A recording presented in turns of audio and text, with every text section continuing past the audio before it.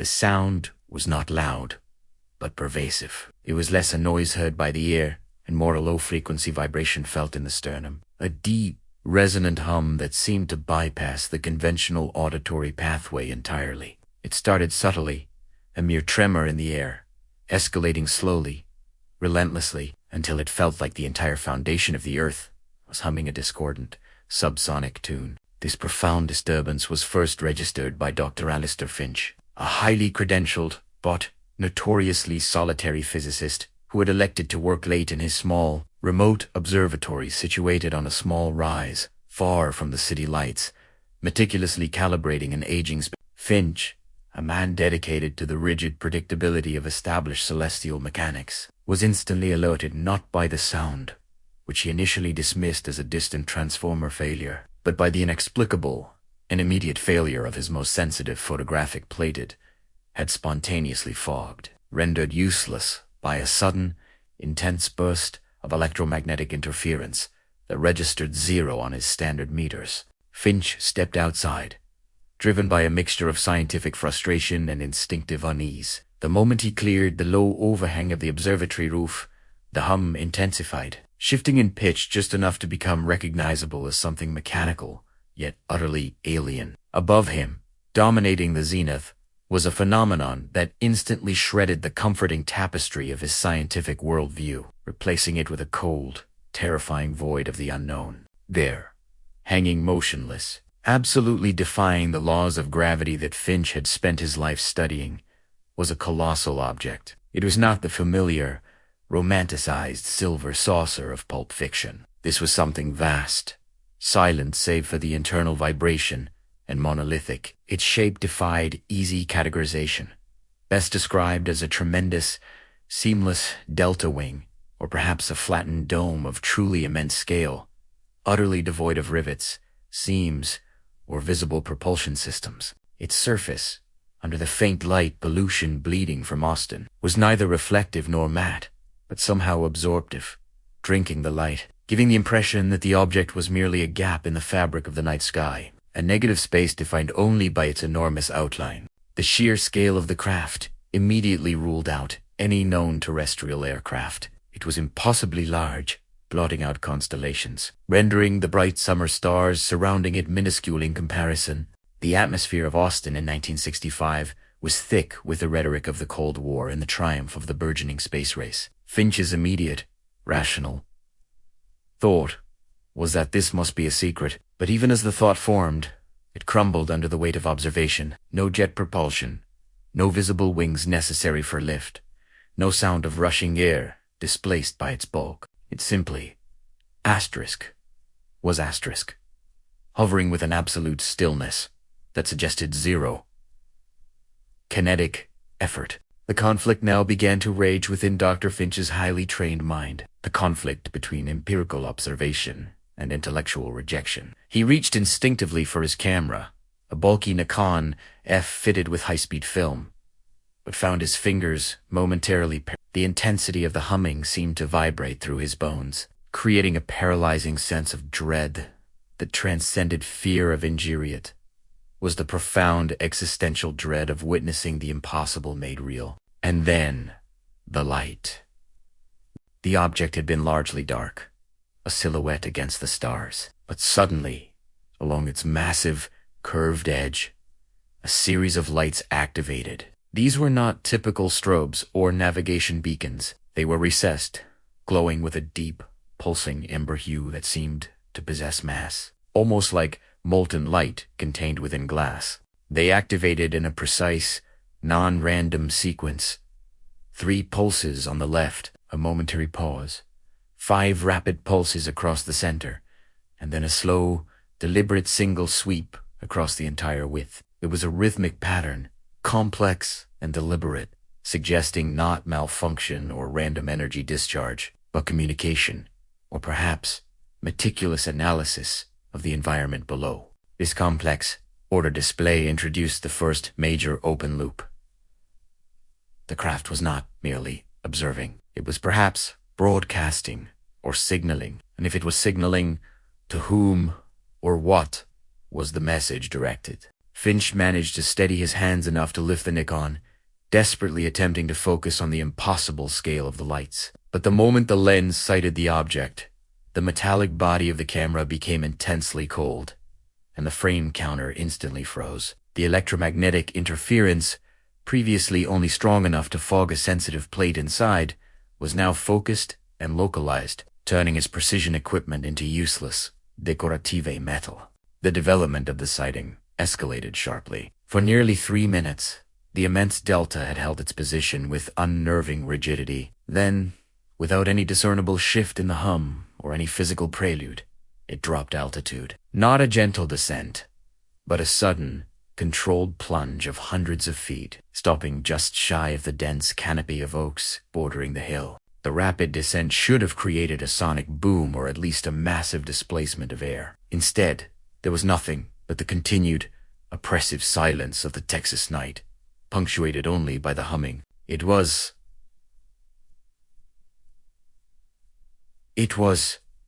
at this moment, viewing the object now, terrifyingly close enough that Finch could distinguish the subtle, almost organic curvature of its dark underside, that the true nature of the confrontation struck him. He was no longer a detached observer studying a phenomenon. He was being scrutinized.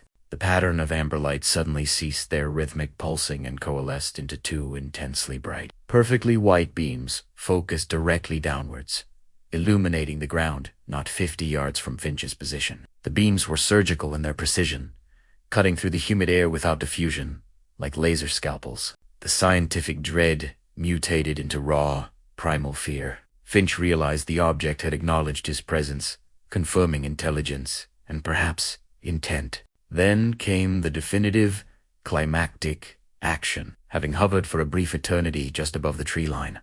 The massive, silent presence seemed to draw in energy. The internal hum that had vibrated Finch's chest reached a deafening, painful crescendo, a frequency so high it felt like shattered glass in the auditory canals. Simultaneously, the recessed amber lights flared simultaneously, merging into a single, breathtaking flash of pure, non-blinding white light. This light was instantaneous, encompassing the horizon in a blink, and yet it left no residual burn in the retina. It was a burst of impossible energy, an explicit statement of physics fundamentally divorced from human understanding. As rapidly as the light burst erupted, it vanished, and with it, the object.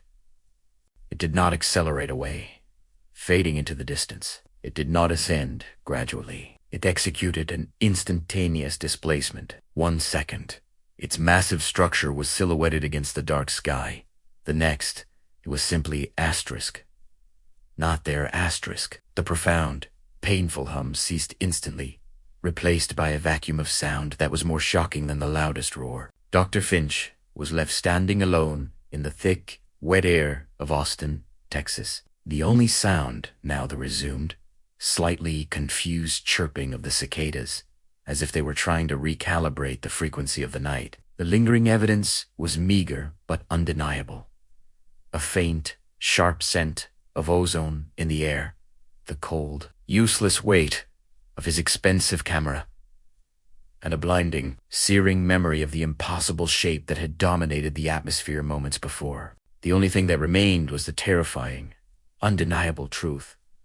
Something vast, intelligent, and operating outside the known framework of reality had spent crucial minutes observing a small patch of Texas soil. The night had been irrevocably cleaved into 2 parts, before the colossal dark object, and after. The memory, sharp and crystalline, was already beginning the slow, terrifying process of self-doubt and compartmentalization that Finch knew would define the rest of his life. He was a scientist who had just witnessed something utterly unscientific, and the weight of that secrecy was already crushing. The dawn, already threatening to break over the eastern plains, would bring with it the urgent need for investigation, the inevitable, chilling realization of the implications, and the immediate, powerful mechanism of official dismissal and cover-up. What Dr. Finch saw that night was merely the opening chapter. Join us next time as we dive deeper into the immediate aftermath of the Austin sighting.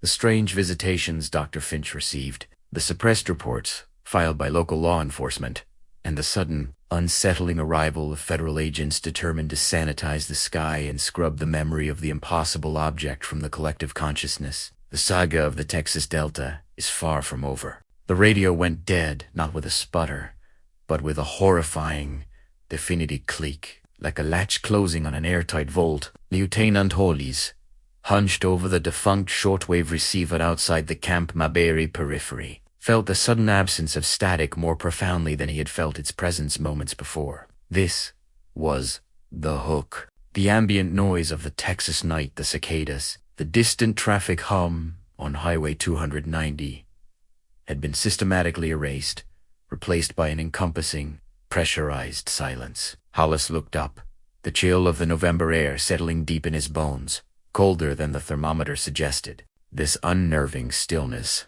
was the second hook, confirming what they had suspected during the first phase of observation.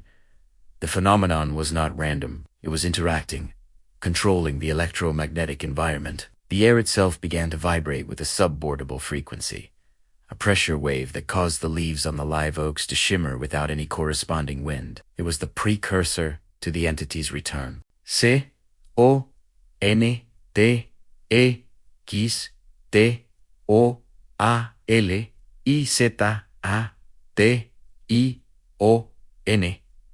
They were 3 miles southwest of Austin proper, a small, heavily vetted team operating under the guise of an atmospheric testing unit. The year 1965 was defined by the binary tension of Soviet threat and the nascent space race, a context that allowed the military to rapidly mobilize to dismiss any anomaly unless that anomaly defied all known physics. Their meager equipment, a bulky, an MPQ-4 radar, trailer and outdated photographic gear was proof of the initial skepticism from headquarters. Now, that equipment was failing systematically, providing irrefutable proof of the entity's technological dominance. The problema conflito escalated immediately as the lights reappeared. They were not the hazy flares of the previous night. These were definite, structured luminescence, descending rapidly from the high troposphere. The UAP was no longer a distant curiosity, but an undeniable, monolithic presence. It halted its vertical descent instantly, violating every conservation law, hovering precisely 300 feet above the tree line. The conflicting reality was physical and immediate. A massive object, easily 70 feet across, maintaining absolute stillness, without any visible means of thrust, lift, or aerodynamic displacement. The object was a perfect, dark delta shape, utterly seamless. No rivets, no joints, no heat plumes, just a terrifyingly smooth, obsidian geometry reflecting nothing of the stars above, yet emitting a soft, internal emerald glow. This was the core of the open loops. Was this craft metallic? Was it engineered? Or was it, as Hollis's physicist's observer, Dr. Redding, had breathlessly scribbled in his notebook before his pencil snapped, a structured field event? The secondary loop concerned the pulsed faint, rhythmic electromagnetic burst they had recorded just before the initial radio shutdown. Was it communication, or merely the waste product of an impossible drive system? The development unfolded slowly, agonizingly, under the oppressive weight of the hovering structure. The object began a slow, deliberate rotation above them. As it turned, the emerald luminescence coalesced and intensified at the trailing edges, momentarily revealing a texture that defied earthly description. It looked less like polished metal and more like cooled, liquid obsidian, yet somehow utterly weightless. Hollis adjusted his field glasses, trying to lock onto a definitive feature. A cockpit, an intake, asterisk, anything asterisk familiar. There was none. It was engineered silence and perfection. Then came to pattern interrupt. Dr. Redding, operating the Geiger counter, suddenly cried out, his voice thin and sharp against the silence. The counter, previously registering background levels, had spiked wildly, then collapsed, the needle snapping violently against the zero pin. It was not merely interference. The object had emitted a burst of high-energy radiation, specifically tuned to disrupt their detection instruments, rendering their sole remaining proof null and void in real time. The implication was staggering. The UAP was aware of their observation, aware of their technology, and systematically neutralizing their ability to record. They had transitioned from observers to subjects of study. The craft maintained its altitude, but now shifted position laterally, a move that covered 300 yards in a flicker. Executed without inertia, it repositioned itself directly above the radar trailer. The humming intensified, shifting from subaudible pressure to a piercing, high-pitched whine that resonated agonizingly inside the cranial cavity. This auditory assault was designed to paralyze, a final warning shot before the conclusion. Re-engagement. The moment the whine peaked, the underside of the delta shape changed. The previously smooth, black surface fractured, but not physically. Instead, the surface seemed to peel away in layers of light, revealing a complex inner structure. It was not mechanical pistons or gears, but intricate, glowing matrices of fine, glowing filaments, a terrifyingly complex infrastructure that seemed to process light and energy rather than fuel. This was the point of no return. They were seeing behind the veil. The climax erupted in a focused, blinding flash. A cone of intense, violet-white light descended directly onto the radar trailer. This beam was not heat-based. It was an energy field. Hollis shielded his eyes, but through the residual phosphorescence, he saw the effect.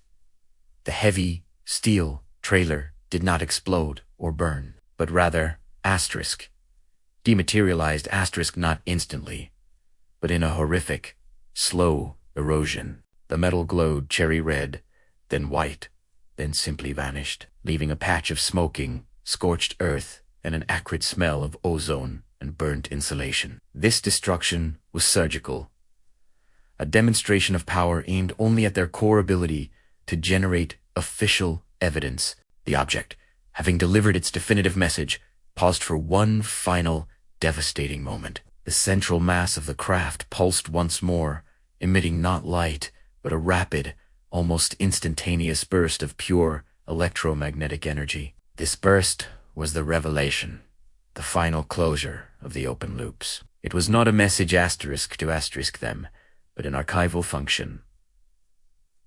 Dr. Redding's surviving magnetic tape recorder, which had been shielded in a heavy lead box, captured the signal just before the EMP rendered the entire box useless. Later, after the dust had settled and the military sweep began, analysis of the remnant signal confirmed its nature. It was not a language, but a massive influx of geospatial data, environmental parameters, and biological scans. The UAP was confirming its survey was complete. The Austin incident of 1965 was not an emergency landing or an observational trip. It was an inventory stop. They were not communicating. They were documenting. The immediate physical evidence had been vaporized, but the terrifying truth was solidified. They were merely data points, logged and categorized by a technology utterly indifferent to their existence. The ultimate loop closure arrived with the sound of rotors, not the deep, thumping blades of the old Bell EUH-1S, but the lighter, faster cadence of specialized military transport. The official cleanup had arrived within minutes of the climactic energy demonstration.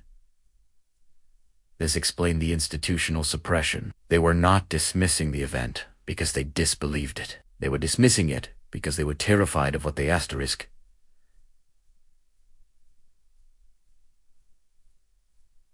New asterisk, the goal was containment, not investigation. Conclusion.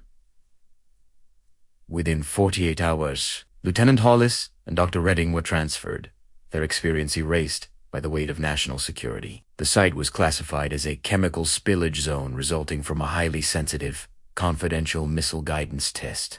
The UAP event under the skies of Austin in 1965 was not just an encounter. It was a perfect demonstration of superior technology and the subsequent flawless execution of an absolute state-level cover-up. The object had left, but the existential dread of that monolithic, silent inspection remained permanent. If you were in the vicinity of Camp Mabry or the surrounding hills of Austin, Texas, in the autumn of 1965, if you noticed a sudden, profound electromagnetic silence, or If you were a government employee, subsequently asked to sign papers detailing unusual weather patterns, we urge you now, decades later, to break the mandated silence. The truth remains buried, waiting only for those who felt the terror of the emerald light to speak. We need your testimony now.